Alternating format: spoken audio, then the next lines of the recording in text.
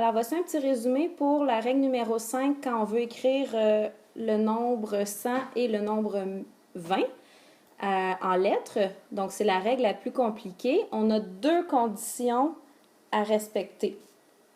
Donc, je vais revenir sur ces deux conditions-là. C'est important de se souvenir que ça ne peut pas être juste une des deux qui est respectée. Il faut absolument que les deux fonctionnent pour avoir le droit de mettre un S.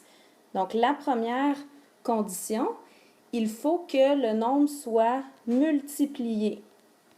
Donc, si on donne un exemple, si je prends le nombre 500, c'est vraiment 5 fois 100. Donc, quand je vais écrire mon 500, je vais mettre le S. Ça, c'est pour la première condition. Par contre, je vais aller vérifier la deuxième. Est-ce que mon nombre termine? Donc, si j'écris juste 500, ça termine. Donc, c'est pour ça que j'ai le droit de mettre le S.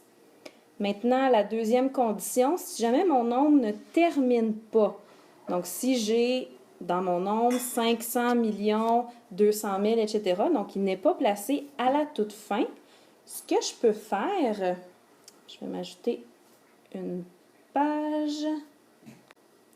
Donc, comme je disais, si mon nombre ne termine pas, mais qu'il est suivi par un nom, ben j'ai quand même le droit d'aller mettre le S à 100 et à 20. Donc, un nom, là, ça peut être million ou ça peut être milliard. Donc, par exemple, si j'ai 500 millions, puis qu'il y a d'autres choses qui continuent, je vais vous montrer du mieux ici. Donc, on voit que mon 100 est suivi par million. 500, c'est multiplié. Donc, les deux conditions sont respectées. Je vais pouvoir mettre un S.